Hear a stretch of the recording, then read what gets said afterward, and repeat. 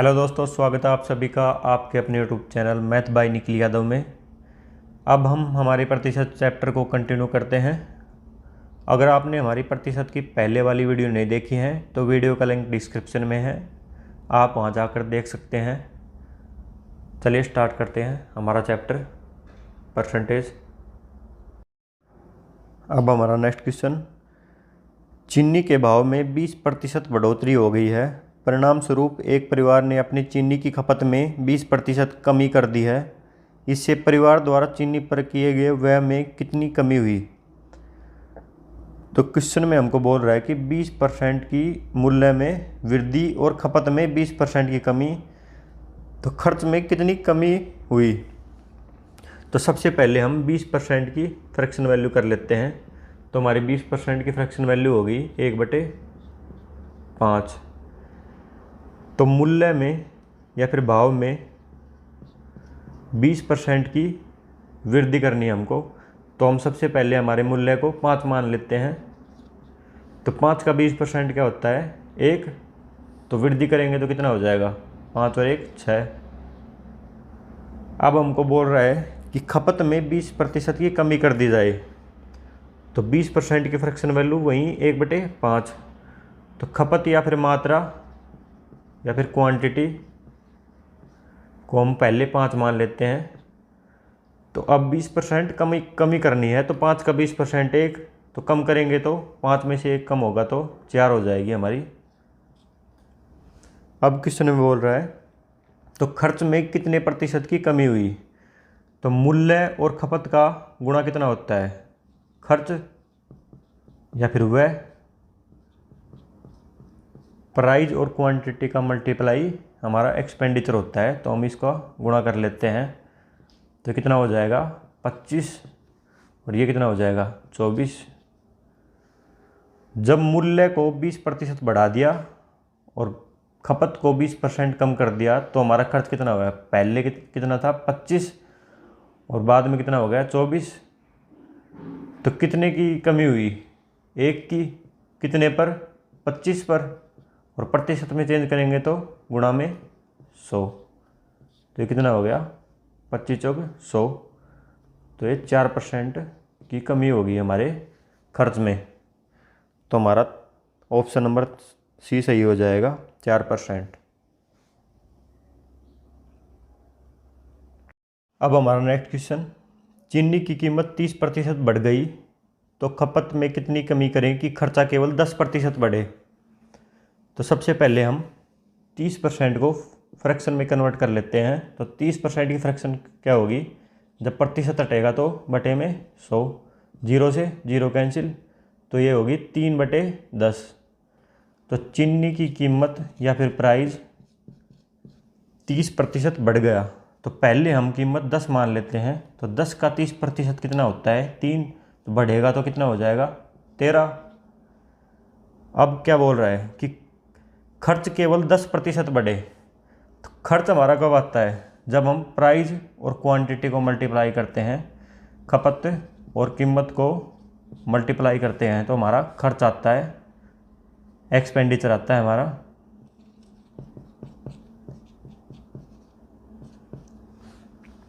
तो खर्च केवल 10% बढ़े, तो 10% की अब फ्रैक्शन वैल्यू कर लेते हैं हम। तो 10% की होगी हमारी 1/10।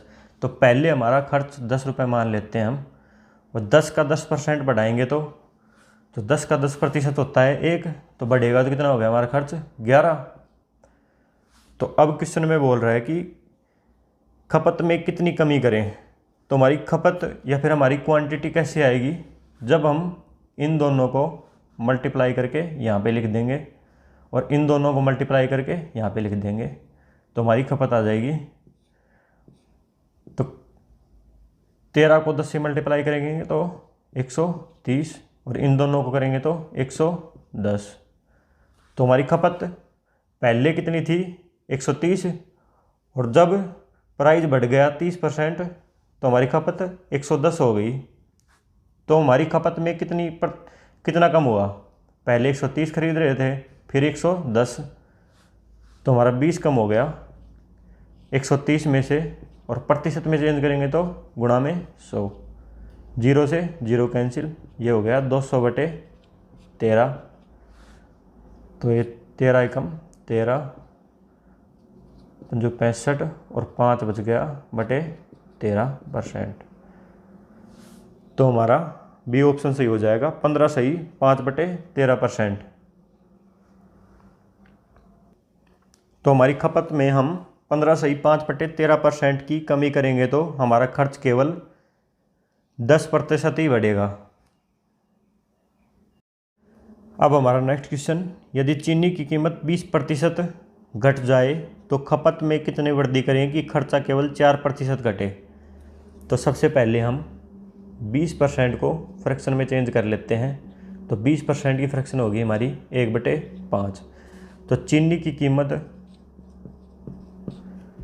20% घट जाए तो सबसे पहले हम कीमत 5 मान लेते हैं हमारी। तो जब 5 का 20% होता है 1, तो घटाएंगे तो कितनी हो जाएगी कीमत 4। तो अब क्वेश्चन में बोल रहा है कि खर्चा केवल 4% बढ़े। तो खर्चा कैसे आता है, जब कीमत को, जब प्राइस को और क्वांटिटी को मल्टीप्लाई करते हैं तो हमारा खर्च आता है। तो खर्चा केवल 4% घटे, तो 4% की जब फ्रैक्शन करेंगे तो जब इसका प्रतिशत हटेगा तो बटे में 100, तो ये 25 पे कैंसिल हो गया, तो 1/25। 4% की फ्रैक्शन होगी 1/25। तो पहले हमारा खर्चा हम 25 मान लेते हैं।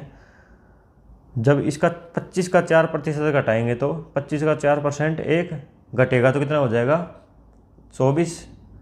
तो पहले हमारा खर्चा था 25 और बाद में हो गया 24।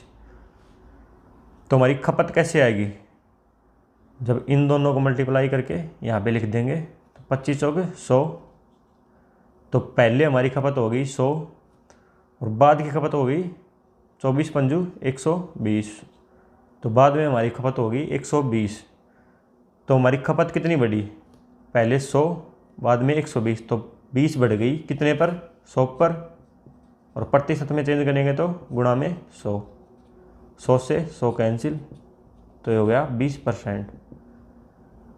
तो हमारा बी आंसर हो जाएगा। जब हम हमारी खपत को 20% बढ़ाएंगे तो हमारा खर्चा केवल 4% ही घटेगा। अब हमारा अगला क्वेश्चन, एक वस्तु के मूल्य में 20% की वृद्धि होने के कारण एक व्यक्ति अपना खर्च 10% बढ़ा देता है। यदि वृद्धि होने के से पहले वस्तु की खपत 60 किलोग्राम थी तो वृद्धि होने के बाद वस्तु की खपत कितने किलोग्राम होगी। तो सबसे पहले हम 20% को फ्रैक्शन में चेंज कर लेते हैं।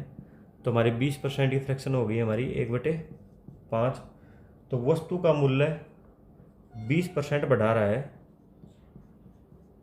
तो सबसे पहले हम हमारा वस्तु का मूल्य 5 मान लेते हैं। तो 5 का 20% होता है 1, बढ़ेगा तो 6 हो जाएगा हमारा वस्तु का मूल्य। तो क्वेश्चन में बोल रहा है वृद्धि होने के कारण एक व्यक्ति अपना खर्च 10% बढ़ा देता है। तो हमारा खर्च कैसे आता है, जब मूल्य को और खपत को गुणा करते हैं तो हमारा खर्च आता है।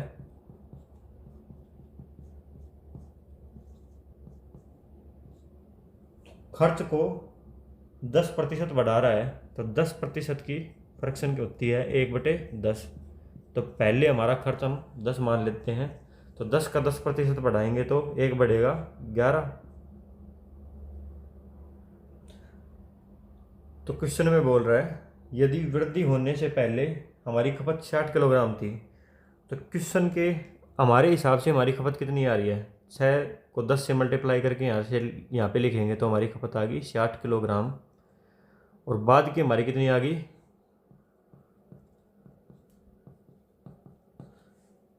11 पंजू 55। तो क्वेश्चन में बोल रहा है कि ये वृद्धि होने से पहले वस्तु की खपत 60 किलोग्राम थी तो बाद में कितनी होगी। तो पहले हमारी खपत कितनी आ रही है 60 किलोग्राम और बाद में कितनी आ रही है 55। तो हमारा कितना आंसर हो जाएगा 55 किलोग्राम। तो डी ऑप्शन सही हो जाएगा। तो मूल्य में वृद्धि होने के बाद हमारी खपत 55 किलोग्राम हो जाएगी।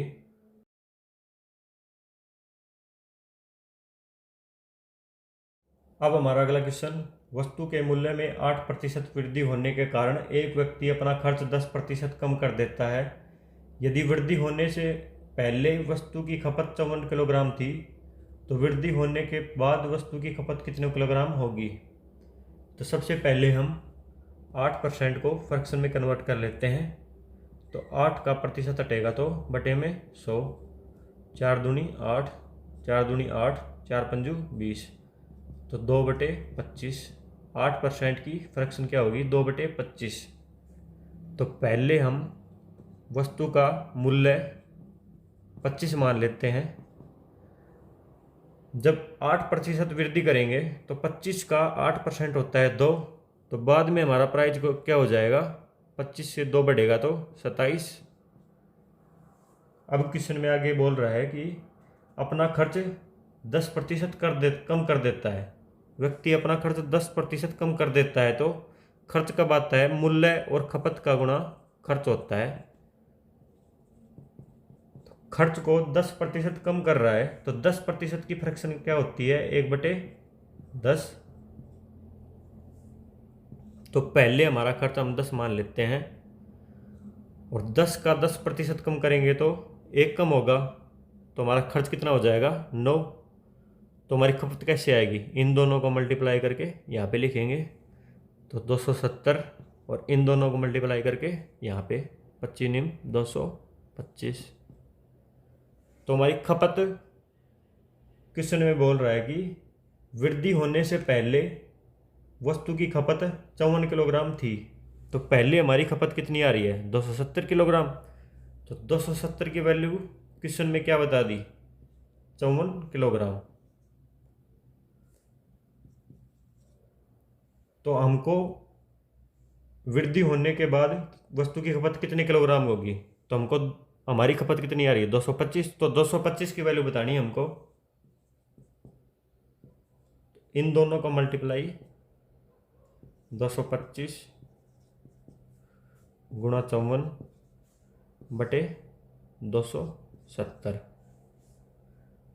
27 से कम 27, 0, 27 दूनी 54, और 2 पंजू 10, 5 चौक 20, 55 25, तो ये हमारी होगी 45 किलोग्राम। क्योंकि जब हमारा मूल्य 8% बढ़ा दिया और खर्च हमने 10% कम कर दिया, तो हमारी खपत पहले 54 किलोग्राम थी और बाद में कितनी होगी, 45 किलोग्राम। तो जब हमारा मूल्य 8% बढ़ गया और खर्च हमने 10% कम कर दिया तो हमारी खपत 54 किलोग्राम से 45 किलोग्राम हो गई।